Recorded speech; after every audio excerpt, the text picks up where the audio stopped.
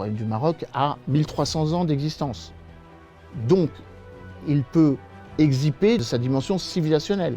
Le Maroc parle différemment aux États-Unis que d'autres pays africains, puisque le Maroc fut le premier pays à reconnaître les États-Unis. Le Maroc contrôle, autant que l'Espagne, la stabilité et donc le développement sécuritaire de l'ensemble du bassin méditerranéen. Le Maroc a 1,2 million de kilomètres carrés de zones économiques exclusives, parmi lesquelles 400 000 kilomètres carrés de zones sédimentaires, où forcément se trouve du pétrole et du gaz.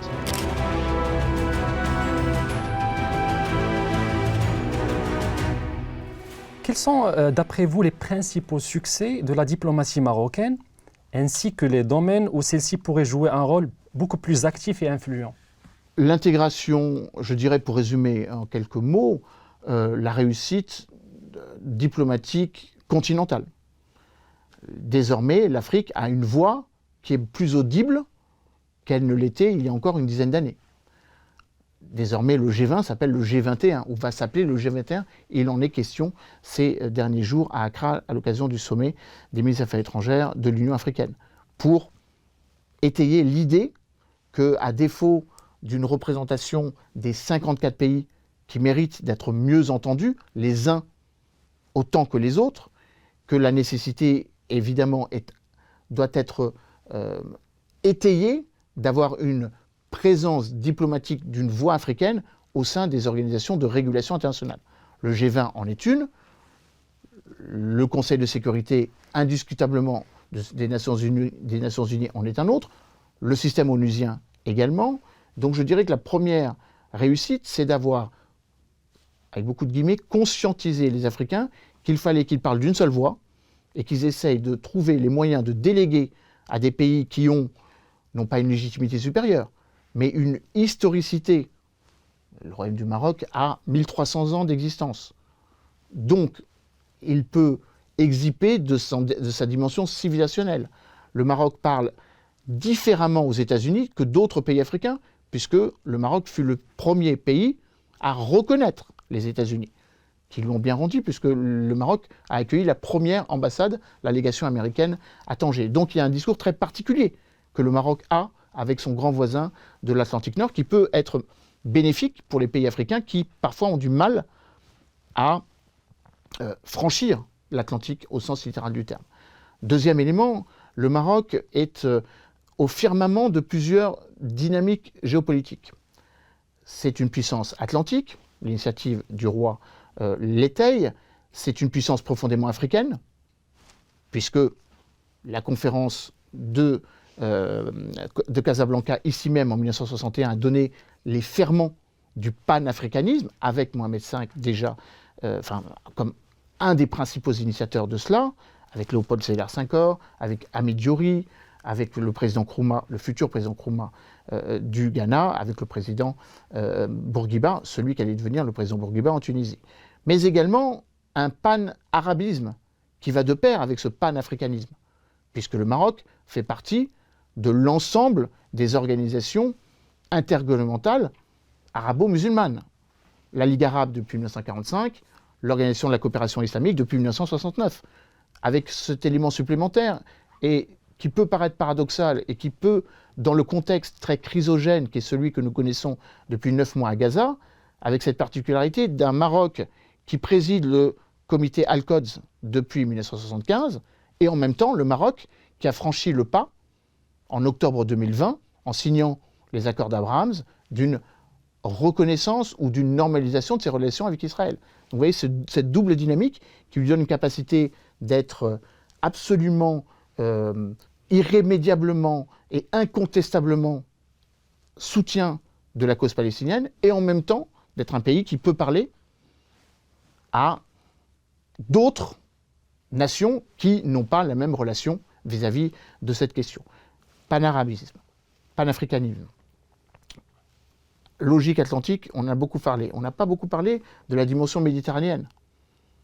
Le roi Hassan II avait raison, le père de l'actuel roi avait raison de dire que le Maroc est comme un arbre. Ses racines sont puissamment ancrées dans le continent africain, très au sud, avec les 3500 km de côte entre Tanger et Noudibou, mais également avec 14 km seulement qui la sépare de l'Espagne, avec sa cime qui est balayée par les vents européens. Et je crois que cette image est assez forte. Elle est d'autant plus forte que le Maroc s'est arrimé au développement d'une coopération euro-atlantique depuis longtemps. Le premier accord d'association économique, c'est 1963. La dimension d'un accord d'association formellement identifié, formellement qualifiable ou quantifiable, c'est 2000. L'accord d'association entre l'Union européenne et le Maroc.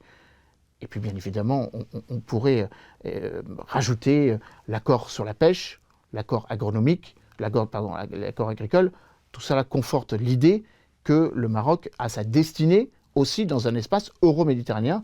Je ne passe pas sous silence la demande qui avait été formulée par Hassan II en 1984 de rejoindre l'Union européenne, enfin, ce qui était à l'époque la communauté des États, la communauté économique européenne. Donc une dimension euro-méditerranéenne qui est aussi forte, car le Maroc contrôle, autant que l'Espagne, à travers le détroit de Gibraltar, la stabilité et donc le développement sécuritaire de l'ensemble du bassin méditerranéen. Ce qui lui donne donc une responsabilité comme facilitateur et médiateur pour essayer de trouver des solutions aux crises qui obèrent le continent africain. On a évoqué le Sahel. On peut aussi évoquer la Libye, car le Maroc a servi de médiateur, de facilitateur, encore ces prochains jours.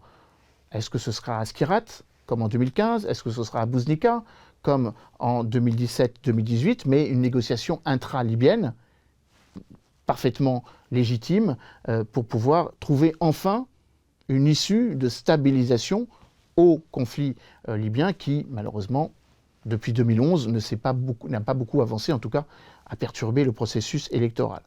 La Libye est un exemple, mais on pourrait aussi aller un petit peu plus loin, vers le cas soudanais, ou le cas soudanais. Le Maroc a été un pourvoyeur de soins, puisque l'hôpital militaire de Jouba était une très belle initiative, quasi concomitante avec le début du déclenchement de la crise civile ou de la guerre civile après l'indépendance du Sud-Soudan en 2011. Vous voyez qu'on est quand même très loin du Maroc.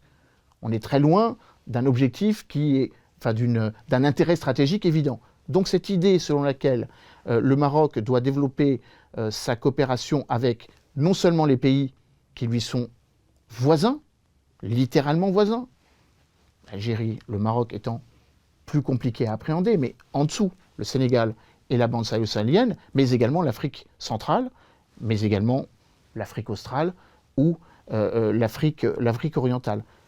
Ne pas oublier aussi la dimension de l'Afrique insulaire, sur lequel le Maroc a beaucoup à dire, car il y a aussi un autre élément, c'est dans le langage que les géopolitologues emploient, un game changer. L'Afrique que nous connaissons aujourd'hui ne sera pas l'Afrique des 10 prochaines années pour une raison simple. La découverte de ressources pétrolières, gazières, le long du littoral africain, le long de tout le littoral africain. Le Maroc a 1,2 million de kilomètres carrés de zones économiques exclusives, parmi lesquelles 400 000 kilomètres carrés de zones sédimentaires, où forcément se trouve du pétrole et du gaz. Du pétrole et du gaz, pour l'instant non exploités, pour des raisons techniques ou des raisons technologiques plutôt, ou des raisons politiques. Mais prenons l'exemple des pays qui lui sont voisins, la Mauritanie et le Sénégal. 1 milliard d'euros par an pour les 30 prochaines années au Sénégal, eu égard aux découvertes pétrolières et gazières récemment mises en exergue. Ça veut dire que ça va changer la nature de l'économie du voisinage africain dans lequel va évoluer le Maroc. Le FMI gratifie la Mauritanie d'un taux de croissance cette année de 14% par rapport à l'exploitation minière d'un côté, l'exploitation touristique de l'autre et l'exploitation pétrolière et gazière. Donc les relations que le Maroc va avoir avec ses voisins ne seront sans doute pas les mêmes ou pas sur les mêmes bases que les années précédentes. Donc pour résumer et pour faire un tour d'horizon permettant, non pas explicatif, mais pour pouvoir répondre à votre question, la grande réalisation du Maroc, c'est d'avoir refocalisé son attention sur son africanité autant qu'elle n'a pas abandonné les autres dimensions qui la rendent crédible vis-à-vis de l'Union européenne, vis-à-vis de l'OTAN. Depuis 2016, le Maroc est un partenaire stratégique non membre de l'OTAN, avec sa participation au dialogue méditerranéen de l'OTAN, par exemple. Avec peut-être, d'ailleurs, une base américaine qui, un jour, aurait légitimement sa place le long de la côte atlantique marocaine. D'autres pays sont candidats. Le Sénégal est candidat, le Cap-Vert aussi, la Côte d'Ivoire, mais disons qu'il y a une certaine logique à penser que si on veut sécuriser l'Atlantique Sud, il faut aussi sécuriser les coopérations avec les pays de l'autre côté de l'Atlantique. Et ce n'est pas forcément que les États-Unis, c'est le Brésil, c'est l'Argentine, c'est la Colombie, c'est les pays des Caraïbes, avec des dimensions qui nous ramènent à un autre élément que j'ai effleuré dans mon intervention, c'est une logique du multi-non-alignement. Aujourd'hui, le monde que nous connaissons, le monde les relations internationales s'inscrivent dans un désordre mondial, dans lequel l'ONU ne permet pas de trouver une issue aux 56 conflits qui actuellement sont répertoriés dans le monde. Et je crois que cette idée de revisiter les relations internationales à travers des coopérations mutuellement bénéfiques, à travers le mouvement des non-alignés, à travers la participation à des organisations multidimensionnelles. Le Maroc a parfaitement sa place dans les BRICS. Le prochain sommet de Kazan en octobre fera que les BRICS vont s'africaniser. Pour l'instant, sur les 10 BRICS, il y en a 3 pays sont africains. L'Éthiopie, l'Égypte et l'Afrique du Sud. À Kazan, on aura sans doute une dizaine, voire une douzaine de pays africains. Donc toute cette dynamique participe d'une volonté d'avoir une diplomatie à 360 degrés, en regardant autant vers l'Europe, traditionnel marché, traditionnel lieu d'intérêt, car une bonne partie des Marocains de l'étranger vivent sur le continent européen, pour ne pas dire beaucoup d'entre eux en France, une africanité, une redécouverte de ce qu'a été la dimension postcoloniale, le panafricanisme, dans sa volonté de redécouvrir la souveraineté dans tous les domaines économiques, politiques et peut-être demain monétaires et diplomatiques, et puis bien évidemment travailler de concert autant avec les pays occidentaux qu'avec les pays orientaux, les pays du Golfe, l'Afrique, la Chine, l'Afrique et l'Inde. Tout ça pour dire que le Maroc s'inscrit finalement, et ce sera mon mot peut-être conclusif, dans tous les projets structurant le continent africain. Les routes de la soie par rapport à la Chine. Le projet de développement sur les 10 prochaines années de l'Union européenne, le Global Gateway. La dimension récemment mise en exergue à l'occasion du dernier sommet du G7 à Bari, sous l'égide de la Première ministre Giorgia Meloni, de multiplier par 3 les investissements pour les infrastructures africaines. La Banque mondiale alerte sur le fait que nous sommes en déficit grave pour atteindre les 17 objectifs du développement durable en Afrique. Or, il faut donc trouver des modèles sur lesquels les investisseurs, les bailleurs de fonds vont s'appuyer. Le système bancaire marocain, le système de l'assurance marocaine, l'investissement dans l'industrie halieutique, le développement des ports en eau profonde, le développement des industries culturelles et créatives, la diversification dans l'économie du sport, avec la perspective de la Coupe du Monde, participe de cette volonté d'attirer les investisseurs sur le continent africain. Quand un investisseur est dans un pays africain, inexorablement, il va regarder vers son voisinage. Donc c'est ça, je crois, ce que l'on peut caractériser de mieux par rapport pour essayer de modéliser le Maroc. Le Maroc, finalement, est le premier étage d'un investissement que beaucoup de pays veulent faire vis-à-vis du continent africain. C'est une sorte de vitrine. Une fois que vous avez franchi la devanture, ensuite vous allez regarder ce qu'il y a sur les étagères, sur les étals du magasin.